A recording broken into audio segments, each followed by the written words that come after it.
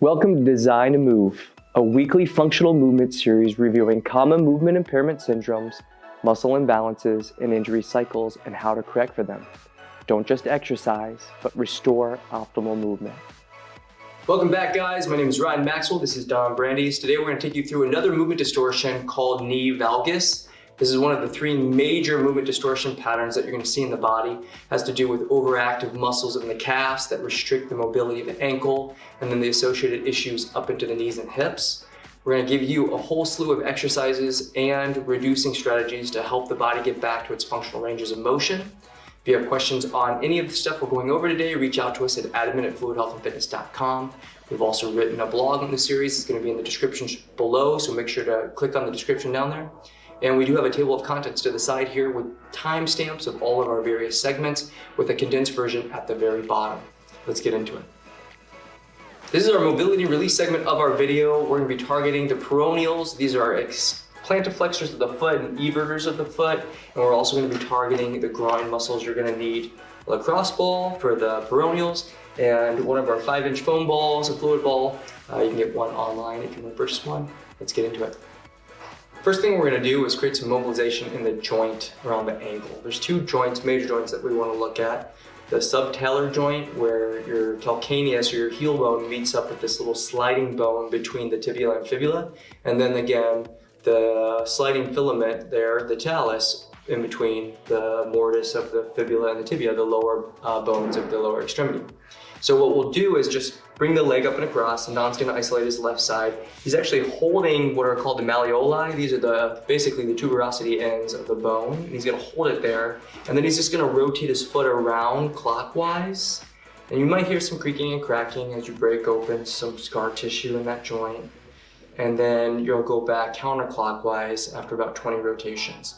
So what we're looking for is just to loosen up the joint, get some room for that talus to glide around a bit, and then we're going to start to reduce the peroneal muscles, which are these muscles that lay alongside of the fibula, the outer leg bone, that help to push the toe down and rotate the foot out. Part of the issue with adducted or rotated in femurs is that the foot is basically unstable because it's not strong enough. It flips out or kicks out. It's called pronation. The metatarsals, or the bones of the foot, will fall inward, and so the ankle and the lower bone of the tibia will rotate in with it, create pressure on the MCL and the meniscus on the opposite side. So we want to reduce the muscles that are associated with that. In this case, it's going to be the peroneals. So we're going to do that with this lacrosse ball. So identify the peroneals. What we're going to do is first look at this little bony marker. This is again the lateral malleoli of the fibula. And if you go just behind it and trace the bone, run your finger back and forth, you're going to find that peroneal muscle. Again, if you're wondering how to define it, you could flex the foot down, push it down, and then rotate it out. And then you can start to feel that muscle bulge, and that's a good indicator, again, you're on the right spot. So what you're going to do is you're going to offset your leg diagonally and then place the ball right above the fibula, and then roll it up until you feel a tender spot right on the lateral portion of the calf. Okay, so it's not quite to your gastrocnemius muscles, which are these bigger muscles on the upper portion of the leg, the lower portion of the leg, but we're going to be right above it. So Don, do you feel that? I do. Yep. So if you need additional pressure, what you can do is take your other leg and cross it over that leg. And what we'll do is isolate it there. And what I'm going to have you do is breathe in and extend through your back, let the toe fall, and then breathe out, collapse the abs, flex the spine, pull the toe up, and then rotate it in gently. And when you do that, you'll feel that muscle floss between the pressure of the ball and the fibula. So as you breathe in, you're going to extend, let the foot fall, put more weight into the muscle, push down, breathe out, and pull the foot up and in. This is an active release technique that's actually going to do a pen and stretch or flossing of that peroneal complex. There's a brevis and longus muscle, and both again are responsible for pushing the toe down and out. So by reducing their tone and increasing their length, it'll help to restore the functional mechanics of the foot and the ankle, so we can start to increase the muscle relationships that are important. In this case, it's going to be the front shin muscles and the muscles in the middle of the arch of the foot called the abductor hallucis, both of which we're going to target in the next segment upcoming here under activation. Okay, so what you would want to do is go through this about, again, 6 to 10 times with the breathing out and breathing in, pull the ankle up and across. And as you do that, you'll notice every subsequent repetition, you could go a little bit lower, and again, you'll get a little bit deeper into that muscle bed. Once you're done, we're going to stretch it. So you'll take your leg off of the ball, and he's going to cross his leg over so his knee is bent. And he's actually going to push his toe down first. So he's going to plantiflex the toe, and then he's going to pull it in and then draw it up into, again, flexion. So he's going to start with plantiflexion, invert the ankle, and then rotate it up. Now at the same time, he's going to grab his foot, pull it up towards him. And Don, do you feel that stretch along the back there in the fibula? I do. Yep. So what you can do to help leverage that is to flex your glute at the same time. He's going to be on his left side, so he's going to flex his left glute. Feel how that increases the stretch? Okay. We're actually using the IT band to pull laterally to create cross tension. And then he's going to breathe in, pull it up, breathe out, and relax it. Breathe in, pull it up and in, and then relax it. And again, through multiple iterations, maybe 6 to 10 times, you'll notice that it gets a little bit softer each time. You'll be able to get more and more length, more inversion out of that ankle. Now again, it's a cross into the midline, that's called inversion, and then pull it up into plantiflexion, or rather dorsiflexion. So again, pull it into inversion and then up into dorsiflexion. There we go. Beautiful. All right, so once you're done with that, do the other side, and then we're going to get into our next stretch, which again is going to be of the adductor muscles. Now before we do that, I just want to make sure that we are all on the same page. When the foot starts to drop inward, the ankle will roll in with it, and the lower leg will roll inward. Now that's going to pull the femur in with it and start to compress these muscles in the middle of the leg called the adductors. These are again the groin muscles, adductor brevis, longus pectineus. These are muscles that pull the pelvis down and help to pull that pelvis lordotically or inferiorly, creating compression into the lower back. Now again, that's going to restrict or inhibit our glutes, and it's going to make our calves overactive at the same time, so we're going to want to reduce those muscles. We're going to use this ball. So what we want to do is position ourselves so that the muscles would stretch. Now the stretching of the muscles is the exact opposite of what? Their action. So these muscles help to flex and adduct the leg in.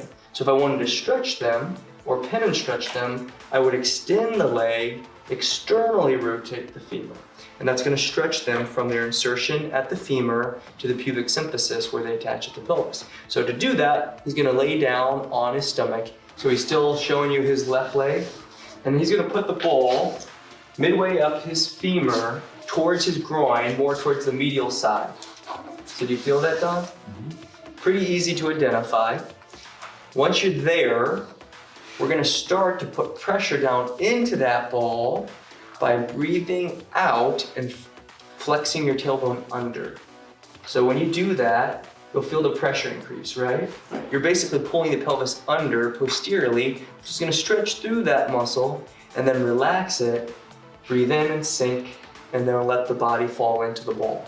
And you feel that increase the pressure there, right? So it's different ways to, again, pull the muscle through the belly or pull that muscle through the pressure of the ball, and using your breath and your abdominals to help reinforce that. So again, he's gonna breathe out,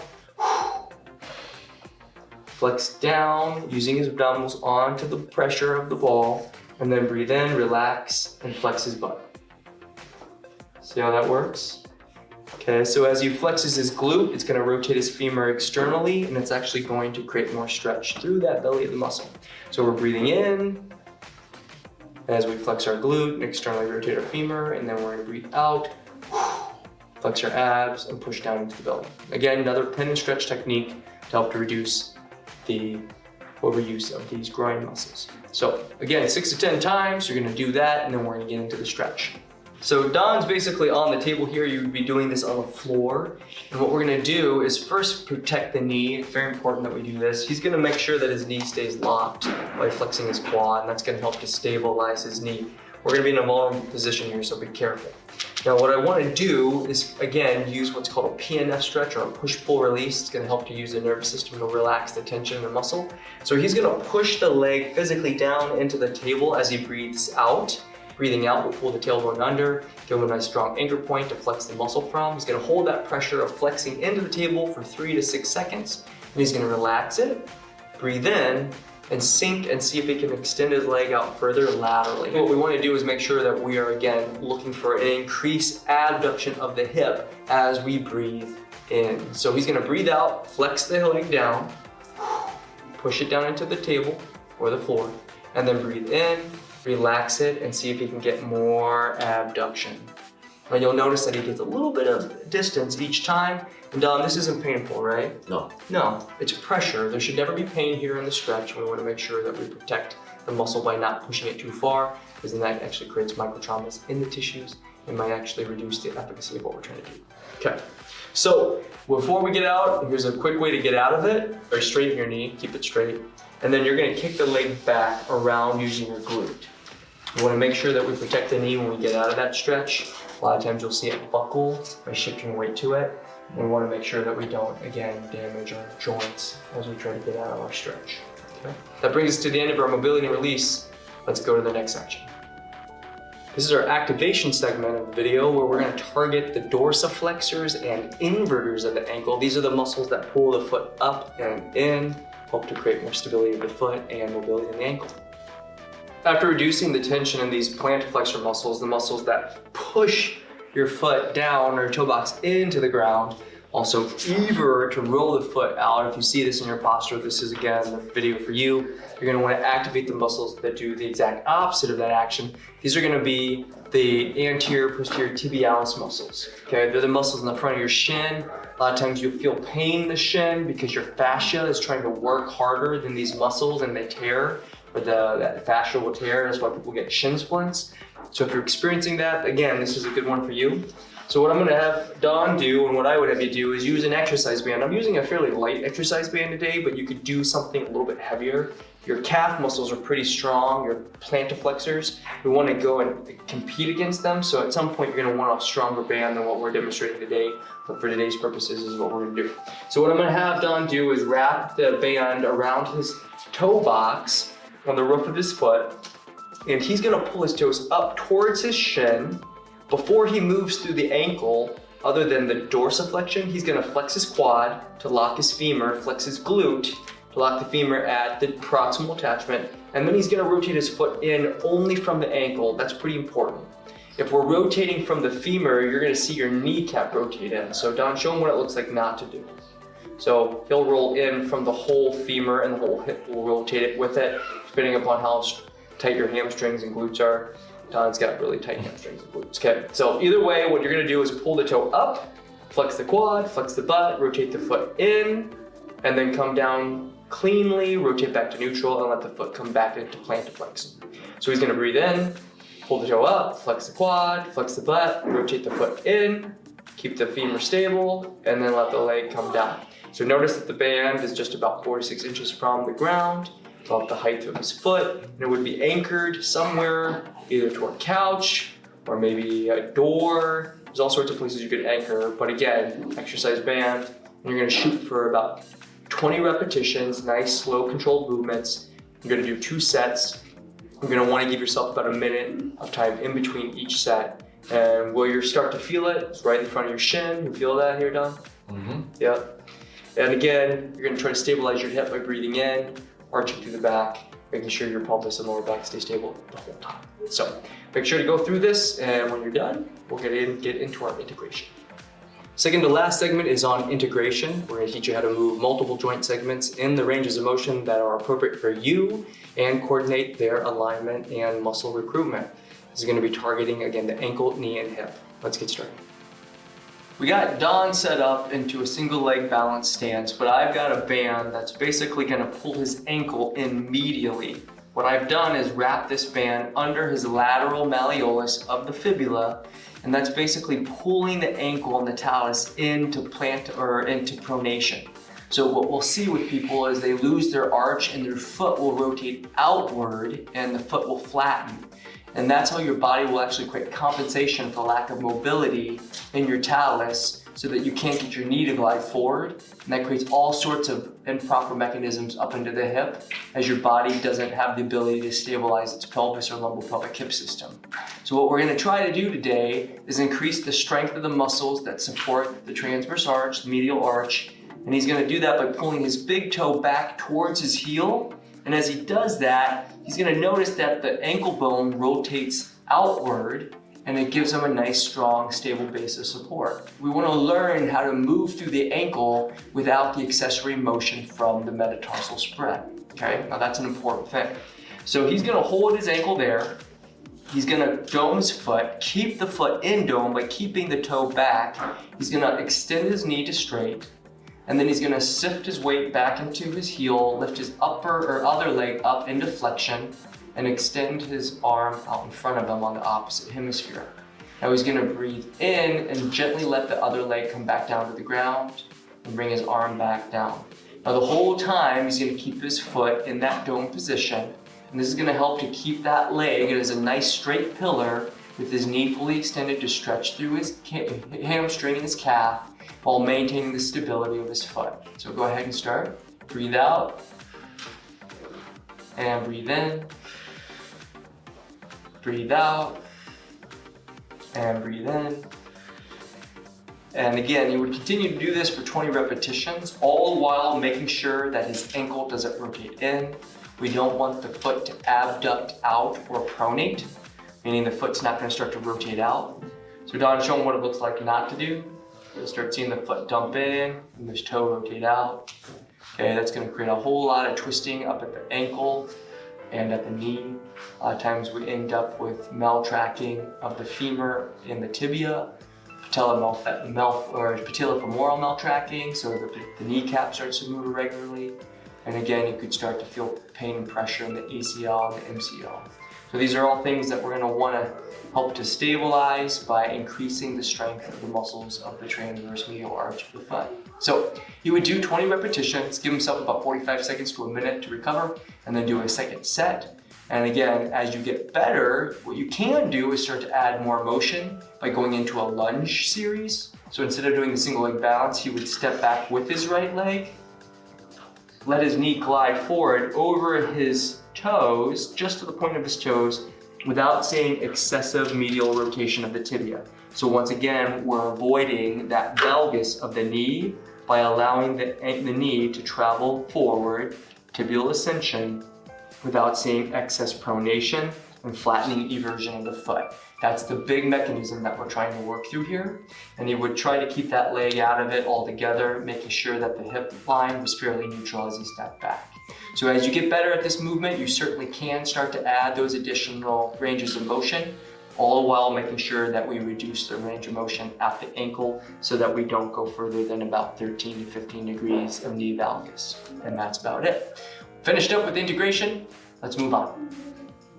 We're going to finish off with our strength portion. We're going to be doing a sideline hip extension with a slight abduction. We're going to be targeting the gluteal complex and specifically the glute max.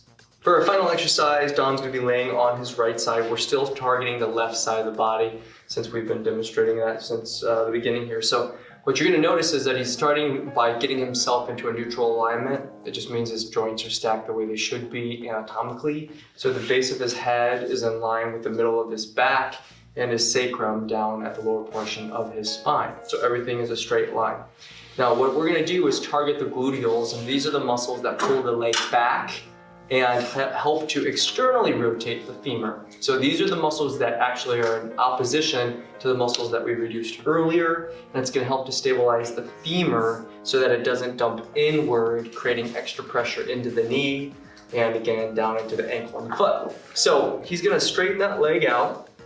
He's going to pull his toe up towards his shin, and he's going to lift it just a little bit so that the femur is right in line with this little hip bone called a trochanter. Now, the goal for this exercise is he's going to glide through that little notch in his socket of his hip, called the acetabulum, and bring the femur forward without moving the pelvis around. So we want to see the leg actually create the movement in the socket, not move the actual shelf that it sits in. That means you got to use your core for this, folks. So what we're going to do is breathe in as he extends the leg forward, or flexes the leg forward from the hip, and then breathes out, flexing the abdominals and kicking the leg back, all the while making note not to excessively externally rotate. That would be indicated by the toe rotating up, or letting the pelvis rotate backward. That means you're probably using the opposite hip flexors and TFL in the opposite hip.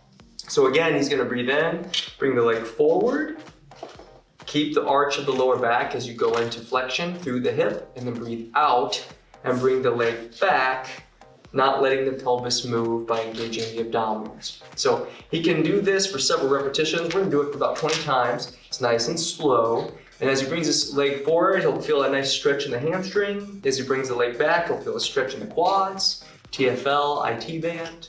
And again, we're looking for a nice functional range of motion. We want to see the leg come back almost 10 degrees past his hip line and try to bring his leg all the way up to about 90 degrees into hip flexion, all the while making sure that he doesn't move around in his lower back. So as you do this, doesn't seem like a lot in the beginning, but it starts to light your glute up pretty quickly, right? You feeling that, Don? I am. Yeah. So a lot of times we substitute our external rotators like our piriformis rather than using our glute max. That has to overwork because it's trying to decelerate that internal rotation of the femur because of that knee valgum, because of the lack of stability of the foot. So all these things work together to help keep the leg nice and parallel under the hips. And remember, we don't want to see a lot of swaying in the hips or hiking or dropping in the hips as we run or walk. That plays havoc into our lower back and eventually into our spine, rib cage, and shoulders. So by getting these hip sockets nice and stable at their proximal or close attachments, by getting the glutes to fire, you're going to see a whole lot more stability through the whole body, including the knee and the ankle. There you go, Don. So again, you would do that for about 20 repetitions, do about a minute of recovery in between, and then again, hit another set. And this would bring us to the end of the strength segment. Just remember that we would want to do both sides of the body. Most of the time, we're going to see distortions in both sides to a lesser or greater degree, but this is something that's going to help to restore the functional motion and help to reduce some of the common injury cycles that are present in the average population. So thanks again. And again, that brings us to the end of strength.